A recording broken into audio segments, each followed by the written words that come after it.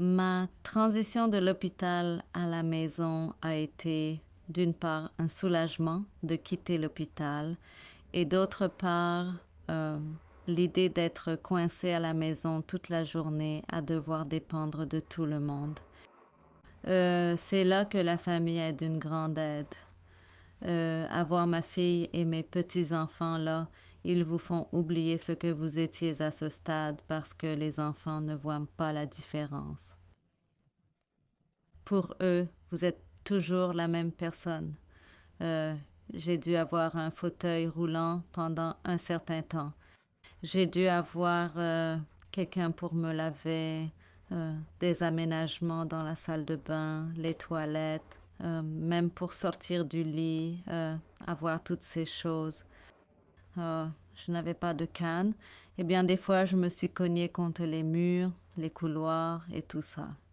Euh, et ce sont ces choses qui font peur parce qu'on ne sait pas ce qui nous attend, mais on met ça de côté et on continue.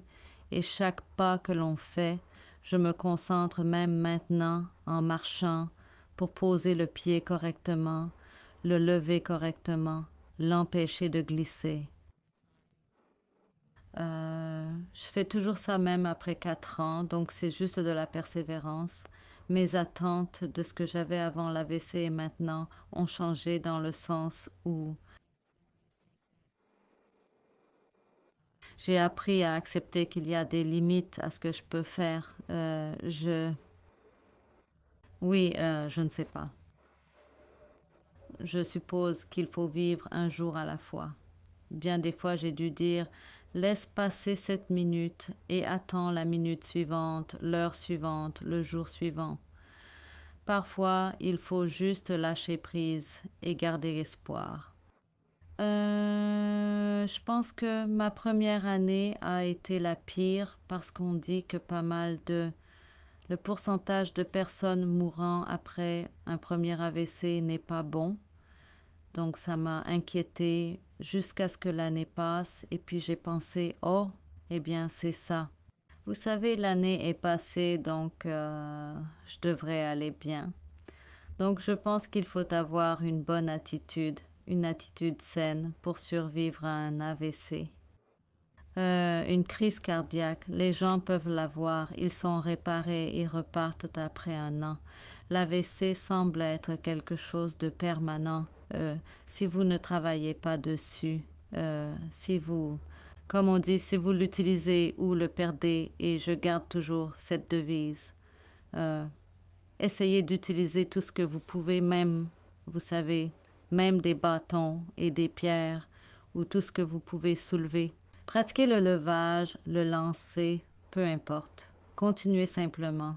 Eh bien, les expériences de retour de l'hôpital, c'est un grand changement pour moi parce que j'ai vécu à l'hôpital pendant 3 mois et aussi leur aide est là et les gens et prennent soin de moi, les repas et font le lit pour moi et s'occupent de moi.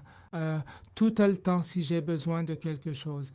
Mais après être rentré à la maison, je dois vivre avec ma femme et au début, et je ne dormais pas. Je dormais dans une autre chambre parce que je sentais que j'étais très limité dans mes mouvements, donc je devais dormir seul au lieu de vivre avec ma femme. Et aussi, les habitudes que j'avais avant mon AVC, elles ont toutes changé. Maintenant, et ma femme faisait toute la cuisine et elle faisait toute la lessive, la vaisselle, et je ne pouvais pas l'aider du tout. Et donc, je trouve que j'étais assez passif et je devais tout écouter à ma femme au lieu de je faisais ce que je voulais avant. Seulement quand je suis sortie de l'hôpital, c'était le moment de la dépression parce que c'était juste, vous savez, je venais d'avoir un AVC. J'étais sous tous ces médicaments. ce que je ne savais pas, c'était quoi faire et comment savoir et jusqu'où je pouvais aller et comme aller marcher. Est-ce une bonne chose à faire? Donc c'était très angoissant, vous savez, surtout quand vous savez que vous ne pouvez pas parler, vous ne pouvez pas utiliser votre bras droit, vous savez. Donc ça va être angoissant. Ça l'était vraiment et ça l'était pour moi. Et comme je l'ai dit, si quelque chose, nous devions le traverser nous-mêmes. Et ouais, et juste vraiment se dire, eh bien, c'est ce que nous allons faire, c'est ce que nous allons faire pour s'en sortir, hein. Donc, c'est ce que nous devions faire. Au lieu de viser des objectifs, je prenais jour après jour après jour après jour, et chaque jour ça passait en douceur. Tout, chaque jour était juste une bonne journée. C'était comme, ouais, d'accord, c'est bien, c'est bien. On fera ça le lendemain. Vous savez, comme dire à ma fille, euh, peux-tu venir m'aider à faire la lessive ou et puis elle dira non, allez, tu peux le faire maman. Et puis pour moi c'était comme ouais, je peux le faire. Je peux le faire. Donc c'était comme revenir aux bases, hein, pour moi, vous savez, ça l'était vraiment. Donc et c'était et c'était difficile pour moi parce que j'avais déjà appris les bases, vous savez, et devoir donner naissance à tous mes enfants. Mais je devais revenir aux bases à nouveau, vous savez, savoir comment faire la lessive à nouveau, vous savez, savoir comment dire mon nom, mon numéro de téléphone. Donc c'était tout revenir aux bases. Quand je suis sortie de l'hôpital, ouais, j'avais peur en fait parce que je savais que je rentrais à la maison et nous avions une grande maison. Nous avions une très grande maison et c'était seulement mon mari et moi. Et je me disais, comment vais-je m'occuper de cette maison?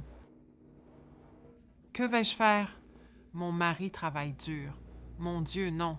Je ne peux pas m'occuper de lui correctement ou je ne vais pas pouvoir à ce stade. Mais de toute façon, nous devions faire un ajustement, ouais, où nous avons déménagé. Nous devions déménager et emménager avec d'autres personnes qui pourraient, vous savez, qui pourraient nous aider et nous soutenir.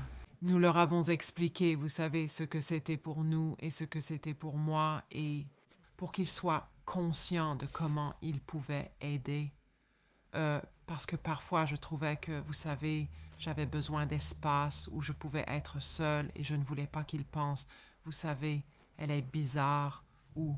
Donc, ces sortes de choses étaient importantes parce que vous aviez besoin d'être seul parfois. Vous savez, juste du temps calme, un espace tranquille. Ouais.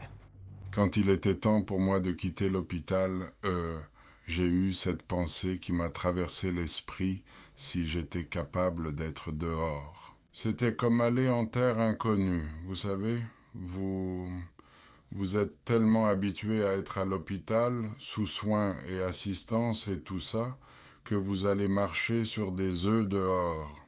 À tout moment, vous allez tomber, vous savez. Alors, vous savez.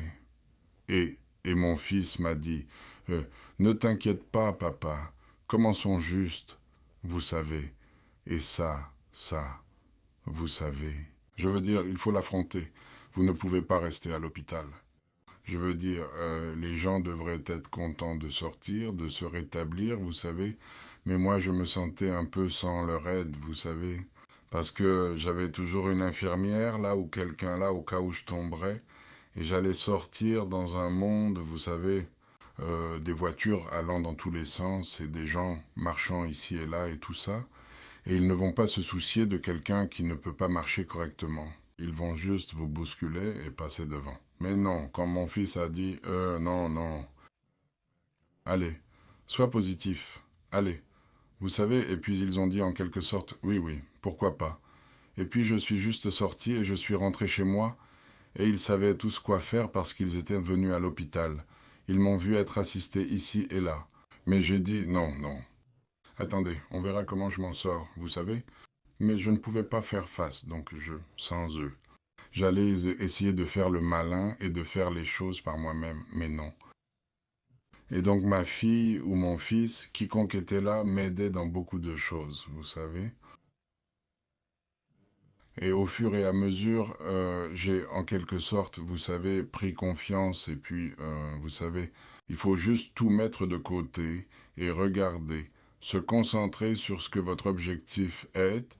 C'est d'essayer de vous débrouiller seul et, vous savez, sans aide, vous savez.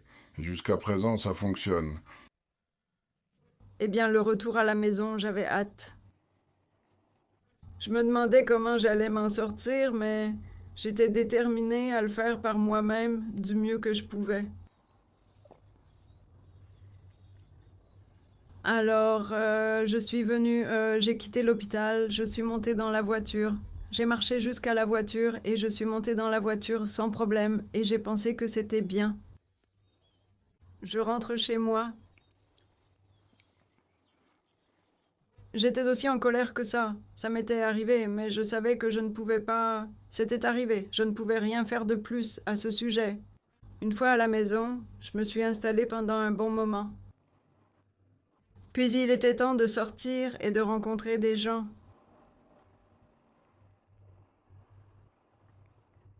C'était très difficile.